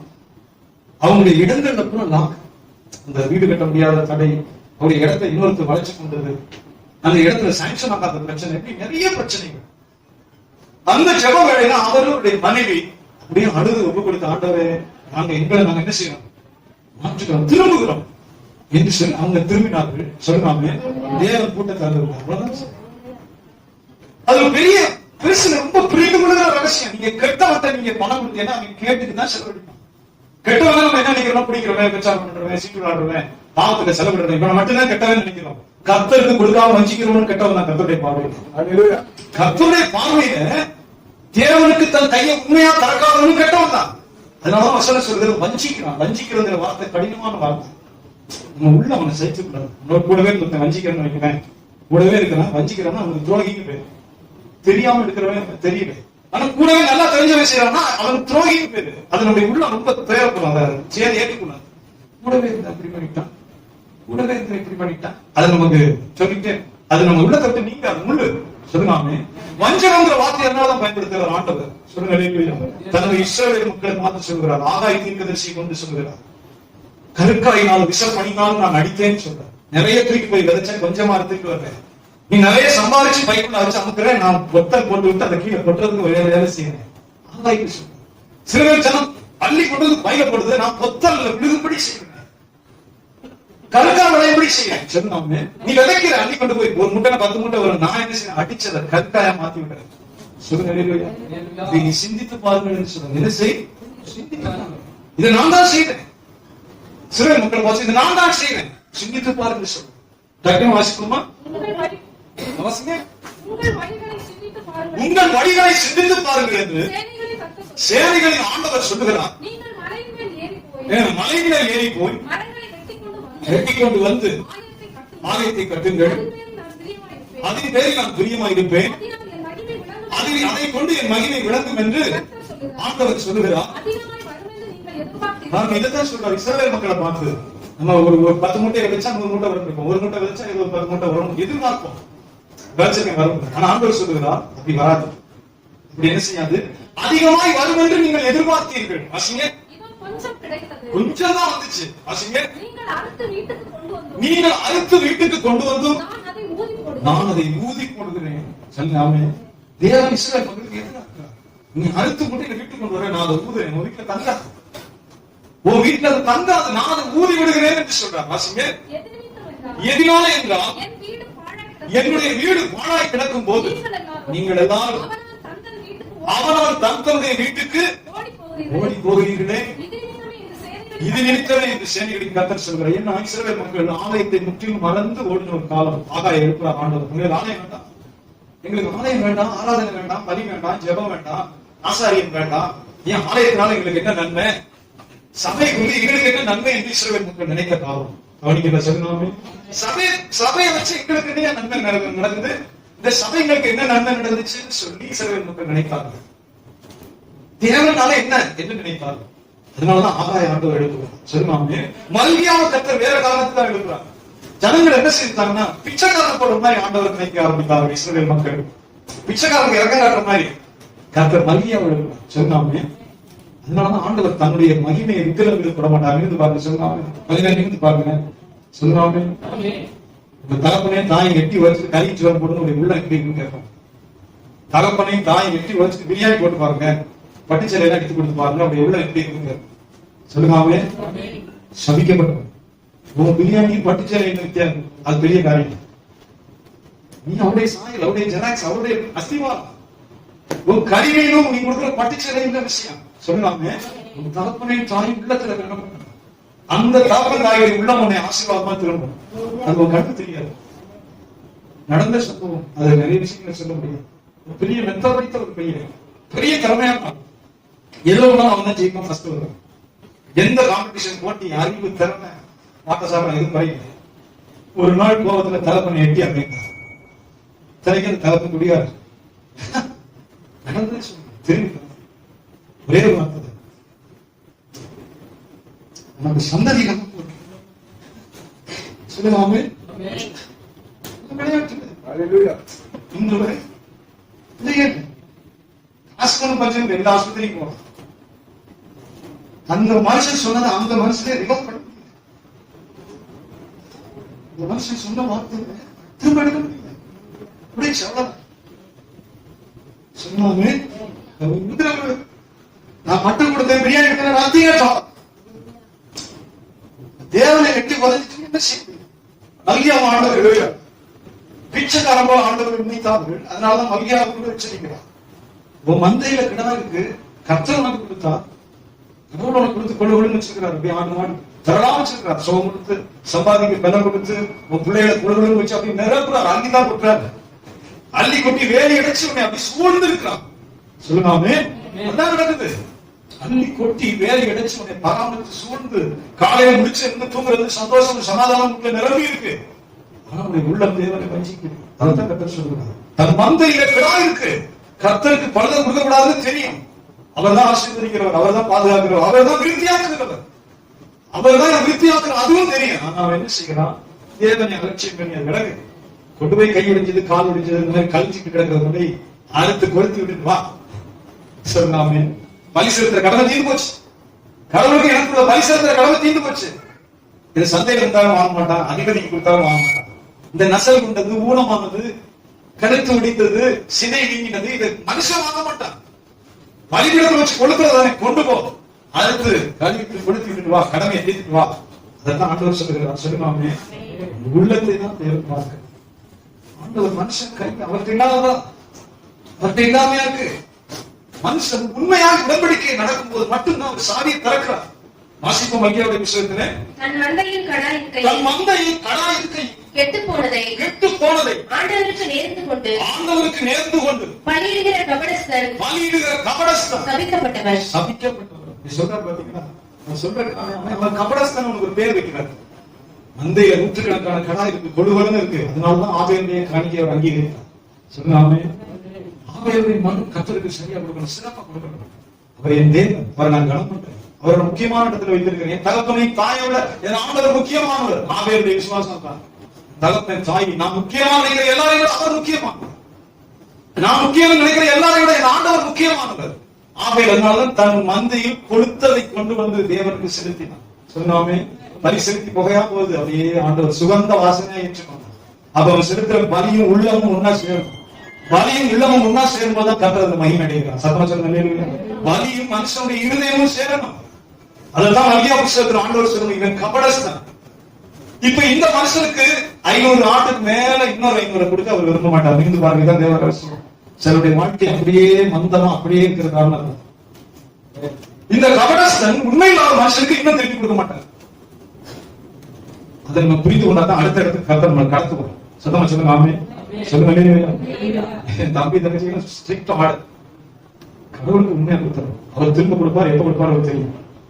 ஆண்டவர் வஞ்சிச்சுட்டு நான் 100 நாள் சோத்திரம் பண்ணேன், உபவாச கூட்டத்துக்கு போறேன், தலைவிடான்னு ஜெபம் பண்றேன், மல்லு கட்டுறேன், வேலைக்கே ஆகாது. சத்தமா சொல்லாமே. கொடுங்கள், அப்பொழுது உங்களுக்கு கொடுக்க.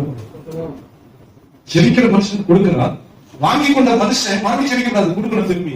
சர்க்கிள் கர்த்தர் கொடுத்த எல்லாமே பாருங்க. சமுத்திரத்துல மழை கொட்டும், சமுத்திரம் திரும்பி ஆவியா கொடுக்கும். அதை கொண்டு போய் ஆண்டவர் புல்லு இல்லாத இடத்துல வனாந்தரத்துல மழை வைப்பாங்க. மறுபடியும் சமுத்திரத்தை மழை பெய்யும், ஆவியா கொண்டு வர வெயில் ஆவியாக்களும் மேகமா போகும். இன்னொரு இடத்துல ஊத்துவாங்க. இந்த சக்கரம் சுழந்து கொண்டே இருக்கும். சொல்லுவாமே, சுழந்து கொண்டே இருக்கும். ஒரு இடத்துல தங்கி இருந்துச்சுன்னா, இப்ப இந்த கர்நாடகாவோட தண்ணி விட மாட்டேங்கிறாங்க. அந்த கதையை மாதிரி தண்ணி ஓடிட்டே இருக்கணும். தண்ணி ஓடிட்டு அது தேக்கக்கூடாது. அது தேவனுடைய வேலைக்கு போகும்போது சொன்னாமே. அது ஆண்டோடைய பிள்ளைகள், நாயகத்தின் பிள்ளைகள் மற்றும் தெரியும். கர்த்தருக்குரியதை கை தொடவே கூடாது. அது பரிசுத்தமானது. கர்த்தருக்குரியது பரிசுத்தமானது. அது தொடவே சபிக்கப்பட்டது. அவன் சரணம் அவனை விட்டு நீங்க கர்த்தர் பிரியப்படவே மாட்டார். உண்மை இல்லாத மனுஷனுக்கு மறுபடியும் கொடுக்க மாட்டார். அதான் சத்தியம். சொல்லுங்க. நான் உள்ள வச்சு ஓட்டிட்டு போறேன்னா நீ ஓட்டிட்டு போகலாம், பரலோகத்திலே பங்குங்க. நீ சபிக்கப்பட்டவன் வஞ்சித்தவன் என்கிற பெயர் தான் இருக்கும். அதனாலதான் மல்லியாவை கொண்டு சொல்லுகிற ஆண்டவர், என் ஜனங்கள் நீங்கள் என்னை வஞ்சித்தீர்கள். வாசிங்க. மனுஷன் தேவனை வஞ்சிக்கலாமா? நீங்களோ என்னை வஞ்சிக்கிறீர்கள். எதிலே நாங்கள் உம்மை வஞ்சித்தோம் என்று கேட்கிறீர்கள். தசம பாகத்திலும் காணிக்கைகளிலும் தானே நீங்கள் சபிக்கப்பட்டவர்கள். ஜனத்தாராகிய நீங்கள் எல்லாரும் என்னை வஞ்சித்தீர்கள். என் ஆலயத்தில் ஆகாரம் உண்டாயிருக்கும்படி, என்னுடைய ஆலயத்தில் ஆகாரம் உண்டாயிருக்கும்படிக்கு தசம பாகங்களை எல்லாம் பண்டசாலையிலே கொண்டு வாருங்கள். அப்பொழுது நான் வானத்தின் பலகணிகளை திறந்து இடம் கொள்ளாமல் போகும் மட்டும் உங்கள் மேல் ஆசீர்வாதத்தை வருஷிக்க மாட்டேனோ என்று அதனால் என்னை சோதித்து பாருங்கள் என்று சேனைகளின் கர்த்தர் சொல்கிறார். இருந்து பாருங்க. தேவனை சோதிக்கிறதுக்கு ஒரே ஒரு பெர்மிஷன் மட்டும்தான் இருக்கு, கொடுத்துதான் சோதிக்க முடியும். இருந்து பாருங்க. கர்த்தர் சொல்கிறார், நீ உண்மையா கொடுத்துட்டு சோதிச்சு. கர்த்தர் உண்மையில பிள்ளைகள் மேல தராராய். அதான் சொல்றேன். வேற எந்த காரியத்திலும் தேவனை மனுஷன் சோதிக்க முடியாது, சோதிக்க கூடாது. தேவனாகிய கர்த்தர் பரீட்சை பார்க்காத, சோதிக்காது. வேற எந்த விஷயத்தை உன்னுடைய நாமத்தை வீணில வளர்ந்தாது, தேவையில்லாத நேரத்தில் உன்னுடைய வீணில வளர்ந்தாது. தன் நாமத்தை வீணில வழங்குகிறவனை கண்டிக்காமல் விடமாட்டார். சொல்லாமே. தேவனுக்கு உண்மையாய் கொடுக்கிறதுல மட்டும்தான் மனுஷன் சோதித்து பார்க்க முடியும். அவர் எப்படி மனுஷன் ஆசீர்வதிக்கிறாரா இல்லையா நீ சோதிக்க முடியும். சொல்லாமே. அதுக்கு விசுவாசம் உண்மையும் வேணும். அந்த மனிதர்கள் மேல, பிள்ளைகள் மேல கிருபைகளோடு இருக்கிறார். ஆண்டவருடைய பரிசுத்த வார்த்தைக்கு திரும்ப கொஞ்ச நேரம் வசனம் சொல்லுகிறது. இங்க ஆபிரகாமுக்கு கொடுத்து கொண்டு போகிறார், லோத்துக்கும் கொடுத்து கொண்டு போகிறார். வசனம் சொல்கிறது, அவருடைய சொத்துக்களை பூமி தாங்கக்கூடாமல் இருந்தது. வாசிங்க பாப்போம். அவர்கள் ஒருமித்து குடியிருக்க அந்த பூமி அவர்களை தாங்கக்கூடாமல் இருந்தது. அவர்களுடைய ஆஸ்தி மிகுதியாய் இருந்தபடியால், நல்ல கவனிங்க, அவர்களுடைய ஆஸ்தி மிகுதியாய் இருந்தபடியால் அவர்கள் ஒருமித்து வாசம் பண்ண ஏது இல்லாமல் போயிற்று. இது முக்கியமான சப்ஜெக்ட். வீட்டுல போய் தியானித்து பாருங்க. 2 பேரையும் கர்த்தர், அழைக்கப்பட்டவனையும் கர்த்தர் ஆசீர்வதிக்கிறார். ஆபிரகாம் மூலமா கேள்விப்பட்டு வந்த லோத்தையும் ஆசீர்வதிக்கிறார். அவருக்கு பட்சபாரமே இல்லை, கொடுக்கிறதுக்கு அளவுக்கு சிரமமே கிடையாது. அவர் 2 பேரும் அனுப்பி கொடுக்கிறார். ஆனால் லோத்து சொல்லுவாமே, நம்முடைய வாழ்க்கையில பணம் வசதி வாய்ப்பு வரும்போது தேவ பக்தி தான் தண்டவாளம். யாருடைய பிள்ளைகள் சொல்றேன், ஒரு திருமணமா இருக்கலாம், ஒரு கடையா இருக்கலாம், ஒரு நண்பனோட சேர்றதா இருக்கலாம், ஒரு பிசினஸ்ல கூட்டு சேர்றதா இருக்கலாம், எதா இருந்தாலும் சரி, போகவே போகிறார். கொஞ்சம் லாபமா இருந்தாலும் கூட பரவாயில்ல, சொன்னாலே அங்கதான் நம்ம வழி விளங்கு. இப்போ 2 பேருடைய சொத்து தாக்க முடியாத அளவுக்கு பெருகி கொண்டு போகிறது. 2 பேருடைய மேய்ப்புறத்தில் சண்டை வருது. யார் முன்ன தண்ணி காட்டுறது, யாரு புல்லுள்ள இடத்துல கொண்டு போய் மேய்க்கிறது. ஆபிரகாமுடைய மேய்ப்பருக்கும் லோத்துடைய மேய்ப்பருக்கும் வாக்குவாதம் வருது. சொல்லுங்க. குடும்பங்களையும் வரும். சில நேரம் குடும்ப பிரச்சனை வர இருக்காது. குடும்பம் எப்பொழுதுமே சொல்லுகிறது உண்டு. உங்க வீட்டுல 5 சகோதரர் இருக்கலாம், ஒரு தாய் மக்கள். ஆனா அந்த 5 பேரும் மருமக வந்த பிறகுதான் சண்டை ஆகும். 5 பேர் அண்ணன் இருக்கு, 7 பேர் இருக்கலாம், சண்டை வராது. அதுக்கு நம்ம அண்ணன் தானே, தம்பி தானே போயிட்டே இருக்கும். 7 பேருக்கு மருமகம் வந்த ஒன்னும் சண்டை ஆரம்பிச்சுதான் ஆகும். சொல்லுங்க. இந்த அம்மா எப்படி கலந்து என் உள்ள இங்கிலீஷ் மீடியத்தில் படிக்குது. நான் நிறைய கேள்விப்பட்டிருக்கிறேன். அப்படிப்பட்ட காரியமே எனக்கு தெரியும். அதுக்கு மொத்தமா வருமானம் சில நினைப்பாங்க. மொத்த வருமானத்தை ஒண்ணா வச்சு மொத்தம் வேலைக்கே ஆகாது. ஒரே இடத்துல என்ன வருமானத்தை வச்சு 7 பிள்ளைங்க நான் பிரிச்சு கொடுத்து கேட்கிறான். அது வேலைக்கு ஆகாது. வரும்போது தெளிவோட தான் வரும், திட்டத்தோட தான் வரும். என் பிள்ளை எங்க படிக்க வைக்கணும், எப்படி வீடு கட்டணும், அடுத்த 10 வருஷத்துல என்ன ஆகணும்னு ஒவ்வொருத்தருக்கும் திட்டத்தோட தான் கொண்டு வரும். என்ன 7 திட்டம் ஒன்னா சேராது. கேட்கறத சொல்லி நாமே சில ஆட்கள் புரிஞ்சுக்கலைன்னா மண்டை உடைச்சு பெரிய பெரிய பிரச்சனை வரும். இங்க லோத்துடைய நெய்ப்பொருக்கும் ஆபிரகாமுடைய நெய்ப்பொருக்கும் பொங்கி கொண்டிருக்கிறது. தேவனுடைய மனுஷன் ஆபிரகாம் வழி விலகுது. என்னை அழைத்த ஒரு ஆண்டவர், என்னை பேர் சொல்லி கூப்பிட்ட ஒரு ஆண்டவர் லோத்துக்கு, நீ எந்த பக்கம் போறீங்க? கிட்ட போறியா? இங்க இருக்கு. நீ எங்கிட்டு போறீங்க? நான் எங்கிட்டுமே போக மாட்டேன், கர்த்தர் பின்னாடி போவேன். சொல்லாம ஆபிரகாம் விசுவாசத்தை தகப்பன ஏன் ஆண்டவர் வச்சிருக்காரு? சிலருக்கு இது சொன்னா போச்சு பாஸ்டர், நல்ல சந்தர்ப்பம் அப்படியே ஆவன்னு விழுவும்.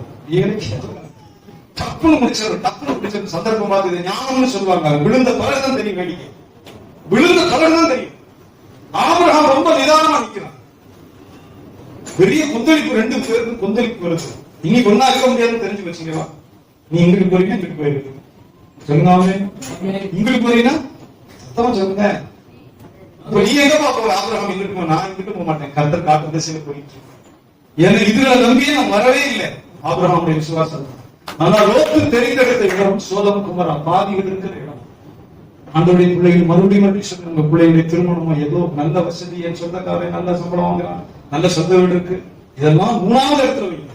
உண்மையா ரட்சிக்கப்பட்டவனா, கர்த்தரை என்ன பண்ணுவானா, தேவனுக்கு பயந்து நடப்பானா, பாவத்துக்கு விலகணும்னா, நல்ல சபைக்கு போறவனா, அது பார்க்கணும். பாட்டு போனா, பைபிள் படிக்கிறேன், அதெல்லாம் வேலைக்கு வரும். அது நல்ல சபைக்கு போவானா, கர்த்தரை நேசிக்கிறவனா, சபையில உறுதியுள்ள விசுவாசியா, கண்டிச்சா கேட்பானா, சொல்லுங்காமே. மிக முக்கியமானது. வேற உபதேசம் கொடுக்காது. புள்ள சிரமப்படும். நிறைய பேர் எங்களோ வந்து தடிப்பாங்க. புள்ள கண்கலங்காம இருக்கணும் பாஸ்டர். எப்படி கண்கலங்காம இருக்கணும்? நல்ல வீடு இருக்கு, கேஸ் இருக்கு, சம்பாதிச்சு வந்து போடுவாரு, அது கண்கலங்காம இருக்காது. பேய்த்தனம். அந்த புள்ள சந்தோஷமா கடவுளை ஆராதனை செய்ய முடியுமா? நீங்க கட்டி கொடுக்கிற பொண்ணு அந்த புருஷன் சேர்ந்து பாட்டு பாடி ஜெபம் பண்ண முடியுமா? கர்த்தருக்குள் அந்த புருஷன் சந்தோஷமா இருப்பானா? சொல்லுவாமே. அதெல்லாம் பாக்கி பாஸ்டர் சின்ன பிள்ளைங்க வந்து சபையில அந்த காணிக்கையில வளர்ந்த பிள்ளை காலேஜுக்கு முதல் வருஷம் போகுது, ஒருத்தனை பிடிச்சிச்சு. குழந்தை பிடிச்சதோடு சரி 3 பொம்பளை பிள்ளைங்க வித்து கோயில் அடையுது. பாஸ்டருக்கு மகளா பிறந்தது. பாஸ்டருக்கு மகளா, அவர் இந்துல வந்து ரசிக்கப்பட்ட மனுஷன். பாஸ்டருக்கு மகளா பிறந்து நான் எப்பதான் சொல்றேன், கோயில் காணிக்கையில திரும்ப நடந்த அவ்வளவு போக கடவுளுடைய வளர்ந்துச்சு. ஒரு கடவுள் அறியாம பிடிச்சு முதல் வருஷமே முடிஞ்சு போச்சு. இன்னைக்கு அவன் அடிக்கிறான், கட்சி போட்டு கையெல்லாம் வளையல பட்டலாம். அதுதான் அவனுக்கு விடுதலை. நான் சொல்லுவேன், பைபிள் யோக சொல்ல தேவ மனுஷன் யோக சொல்லுவேன், மனைவி வேற ஒருவனுக்கு பைபிள் படிக்க சொல்லுங்க. என் மனைவி, நான் இப்படி நடந்திருந்தா என் மனைவி வேற ஒருவனுக்கு மாதரை போடாதுன்னு சொல்லுவேன்.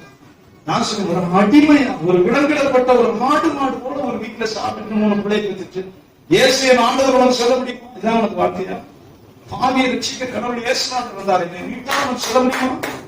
அந்த ஒரு அடிமை மாதிரி ஒரு 3 பிள்ளைக்கு வந்துட்டு கை கால சங்கிலியும் அதையும் போட்டுட்டு கிடக்கிறேன். அது பாஸ்டருக்கு மகளா பிறகு சொல்லுவாமே. கர்த்தர் அப்படிதான் பாருங்க. ஆனா நம்ம எப்படி பார்ப்போம்? உள்ள கண்களை தான் 10 லட்சம் ரூபாய் கார் வச்சிருக்கான், உள்ள வச்சு கூட்டிட்டு போறான், சங்கிலி போட்டுருக்கான். எங்கேயோ போட்டுக்க, மேல சங்கிலி முடிச்ச எங்க போட்டு நீ தேவனுக்கு ரோதனம் பாதிக்கு அடிமையோட போன சொல்லுங்களே. வலி விலகி போனீங்க. கர்த்தர் அதுக்கு பிரியப்பட்டாரா? கர்த்தர் அதுல சாட்சி இருக்கா? தேவனுக்கு அது சந்தோஷம் இருக்கா? உனக்காக ரத்தம் சிந்தின ஆண்டவர் துக்கப்பட்டாரா? வேற மகிழ்ச்சி இருக்கா? சொல்லுங்க. இங்கே லோத்து இதே ஆவிதான் போய் பாவிகள் நடுவில் சிக்கிக் கொள்கிறான். அதனாலதான் வேதம் சொல்லுகிறது, போய் சேர்ந்த இடம் பாவிகள் நிறைந்த இடம், பணம் கிடைக்குது, புல்லும் தண்ணீரும் இருக்கு. அந்த இடத்துல ஆண்டவர் அடிக்கு முன்பு வரைக்கும் அந்த ஏதேன் தோட்டமாக இருக்கு, கர்த்தருடைய தோட்டமாக இருக்கு. கர்த்தருடைய தோட்டமாக இருந்தது. தண்ணீர் பற்றாக்குறை இல்லாத இடம், செழிப்பான இடம், புல்லு வளர்ந்து இருக்கு. போனதுக்கு பிறகுதான் தெரியுது, பாவிகள் ஆணோட ஆண், பெண்ணோட பெண் அவலட்சணமாய் பாவம் செய்கிற கூட்டம், தேவதூதர்களால் விட்டு வைக்காத கூட்டம். சொல்லுங்க.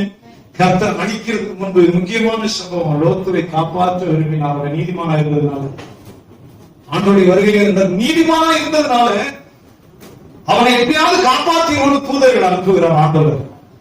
வசனம் சொல்கிறது, அவர்கள் தாமதித்துக் கொண்டிருக்கையில் கர்த்தர் கையை பிடிச்சு இழுத்துக் கொண்டு வந்து தன்னுடைய தூதர்கள் தடுத்தார் ஆண்டவர். அவன் தாமதித்துக் கொண்டிருக்கையில் மட்டும் வாசிச்சா பண்ணி முடிப்போமா? அவன் தாமதித்துக் கொண்டிருக்கும் போது எங்க தாமதம் இருந்து பாருங்க, கொஞ்சம் நேரம் எடுத்துக்கணும். வருகையின் போது நம்ம தாமதிக்கிறதுக்கு இல்ல, நீங்க ஃப்ரீயா இருந்தாலும் அவரோட வருகையில போகலாம். பழைய காலம் நின்று பாருங்க, யாரையும் தனித்தனியா நான் சொல்ல நினைத்துக் கொள்ளாது. நான் ரட்சிக்கப்பட்ட காலத்தில் இருந்த பாஸ்டர்கள் கண்டிப்போட பிரச்சனை, கடன் வாங்காதன்னு பிரச்சனை பண்ணுவோம். நீ கடன்காரன் வந்த வருகையில போக மாட்டேன்னு சொல்லுவோம். நீ 100 பேர் கடன் வாங்கி வச்சுன்னா ஆண்டவருடைய வருகை வந்துச்சுன்னா அவன் கத்துவான், ஆண்டவரே என்னை நம்பி நான் கடன் எடுத்துட்டேன், இவட ஏன் கூப்பிட்டு கத்துவான். இவன் எனக்கு நிறைய செட்டில் பண்ண வேண்டியது இருக்கு, இவன் எனக்கு நிறைய செட்டில் பண்ண வேண்டியது, இவனை நீங்க கொண்டு போனா நான் என்ன செய்வேன்னு கத்துவான்.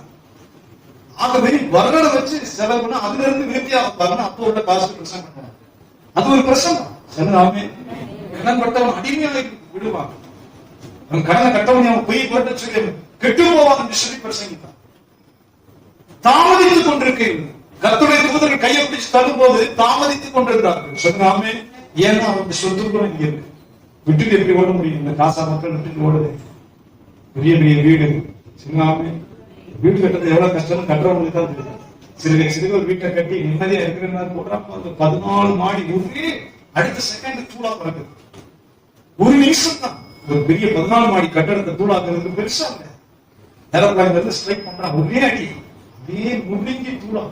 14 மாடி 14 மாடி கட்டுறது எவ்வளவு நாளாகுது, எத்தனை வருஷம் ஆகும் சொல்லாமே. வசன சொல்லி எல்லாவற்றையும் விட்டு ஓடுகிற அனுபவத்துல குடிக்கும் போது அவன் தாமதித்துக் கொண்டிருக்கிறான். வாசிங்க, கர்த்தர் அவன் மேல் வைத்த இரக்கத்தினால் அந்த புருஷன் அவன் கையையும் அவன் அவன் மனைவியின் கையையும் அவன் மனைவியுடைய கையையும் அவன் 2 குமாரத்திகளின் கையையும் 2 பொம்பளை பிள்ளைகளுடைய கையையும் பிடித்து அவனை பட்டணத்திற்கு வெளியே கொண்டு போய்விட்டார்கள். அவனை பட்டணத்துக்கு வெளியே கொண்டு போய்விட்டார்கள். சொன்ன பெரிய அக்னி கந்தகம் புழுந்து விட்டு கொல்லப்பட ஒரு சூழ்நிலை ஆண்டவரை காப்பாற்றி லோத்து அவருடைய மனைவி 2 பொம்பளை பிள்ளைகளையும் நீ தாமதிச்சுட்டு இருக்க, ஆனாலும் கையை பிடிச்சு இழுத்து முடிவு வெளியே தர்றாங்க. நீ ஓடி சொல்லாமே, ஓடி போய் உன்னை காப்பாத்திக்க கர்த்தர் உனக்கு மீண்டும் கிருபை செய்வார். இப்போ உயிரை காப்பாத்திக்க ஓடும் சொல்லுங்க. அக்கினி கந்தவனை எரித்து போடும். ஆனா நீ நீதிமான், உன் மனைவி பிள்ளைகளை நான் அழிக்க முடியாது. தாமதிச்சுட்டு கையை பிடிச்சு இழுத்து வெளியே உடனே தண்ணி ஓடிடு சொல்லுங்க. ஆமே. கர்த்தருடைய வேதம் சொல்லுகிறது, நான் முரட்டாட நீதிமான இருப்பாங்க. சிலர் நிறைய பேர் அழிவுக்கு காரணமே முரட்டாட்டத்தை கீழ்படியவே மாட்டாங்க. மலைக்கு ஓடி போ, சமபூமியில நிக்காத, திரும்பி பார்க்காத, 3 வார்த்தை முடிச்சு சொல்லுங்க. எனக்கு ஆசிரியமா கேட்கிறாரு, ஒண்ணு இல்லை, மலைக்கு ஓடி போயிட்டு சமபூமியில நிக்க வேணாம், திரும்பி பார்க்க. நல்ல புரியுது, நல்ல புரியுது. ஆனாலும் இந்த முரட்டாட்டக்காரன் நீதிமான், ஆனா முரட்டாட்டக்காரன். நம்முடைய வாழ்க்கையில் ஏன் தெரியுமா சஞ்சலம் வருது? அதனால வருது. தனக்குன்னு ஒரு திட்டம், தனக்கு சரின்னு தோன்றதை இம்ப்ளிமெண்ட் பண்றது, ஆண்டவர்கிட்ட போய் மண்ணு கட்டுறது. இல்ல ஆண்டவரே தூரமா இருக்கு, நான் அங்க போனா செத்து போயிருவேன், இங்கே இருக்கேன், சரி தொலைச்சுக்கோ, அங்கேயாவது போ. அப்படிதான் இருக்கு பைபிள். அங்கேயாவது போ, அங்கே போய் நிம்மதியா இருக்க முடியும்.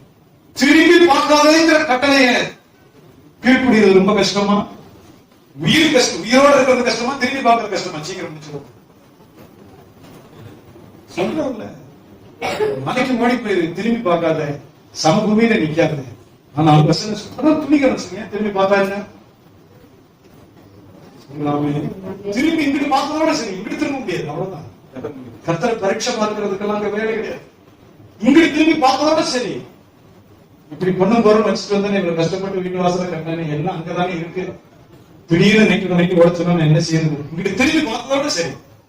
அப்ப இங்கிட்டு திரும்ப முடியாது. சொல்லாமே அவர் உப்பு தூணாய் நிறுத்தப்பட்டார். அதனாலதான் இயேசு சொல்கிறார், அவருடைய வருகை நாட்கள் அது நடக்கும், லோத்துவின் மனைவியை நினைத்துக் கொள்ளுங்கள். வருகையின் நாள் அது நடக்கும், நோவாவுடைய காலம் போலவே நடக்கும், லோத்துடைய காலம் போலவே நடக்கும். லோத்துடைய மனைவியை நினைத்துக் கொள்ளுங்கள். உலகத்துக்கும் பாவத்துக்கும் திரும்பிட்டானா அப்புறம் திரும்ப முடியாது. அதனால நிறைய பேர் பின்வாங்கி போனவர்களை மறுபடி கொண்டு வரது கஷ்டம்னு வேதம். எபிரேயருடைய புத்தகத்தில் வாசிக்கிறோம், பின்வாங்கி போனவர்களை திருப்பி ஒரு தடவை பிரகாசமாக்குறது கஷ்டம். சொல்லாமே தேவனுடைய பரிசுத்த குமாரன் ரத்தம் சிந்தின ஆண்டவரை காலின் கீழ் மிதித்துட்டு போற மனிதர்கள் மறுபடியும் திருப்பது கஷ்டம். இருதயம் கடினமாயிடும், இருதயம் கடினமாயிடும். அதனாலதான் சொல்றாரு, பழைய ஏற்பாட்டில் உள்ள லோத்து மனைவி சொல்லல, அதேதான் சொல்றாரு. அந்த லோத்துடைய மனைவி நீ நினைத்துக் கொள், நீ மறுபடியும் இங்கிட்டு திரும்பமாயானால் நீ தப்பிக்க முடியாது. சிறுநிலையிலே உலகம் பேச்சு அவ கர்த்தர் லோத்துக்கு கொடுக்கிறதுல குறையில்லை, கொடுக்க முடியாமே இல்லை. சொல்லாமே லோத்துக்கு என்ன திட்டத்தை வைத்திருந்தார்? இன்னொரு தடவை மலைக்கு ஓடி போய், ஆண்டவரே நான் ஒண்ணும் இல்லாம இருக்கேனே, எனக்கு இறக்க செய்யுங்கன்னு சொன்னா மறுபடியும் அள்ளி கொண்டு வர. ஒண்ணும் இல்லாம நான் மலையில போய் வந்து நிக்கிறேன்னு சொன்னா மறுபடியும் கையை திறப்பா சொல்ல நிலையில. ஆனா லோத்து செய்கிற காரியம் முரட்டாக்கம். அவருடைய மனைவி செய்தது அதை விட முரட்டாக்கம். அவன் கூட பெற்று வளர்த்த பிள்ளைகள் அதை விட முரட்டாக்கம். குடும்பம் அடையாளப்படுத்தப்பட்டு அழிக்கப்படும். சொல்லாமே தேவன் காரணம் கிடையாது, சொந்த பாவம் தான் காரணம். தேவன் காரணம் கிடையாது. தேவன் அவரை காப்பாற்றி வெளியே கொண்டு வந்து மறுபடியும் ஒரு திட்டத்தை கொடுக்க விரும்பினார்.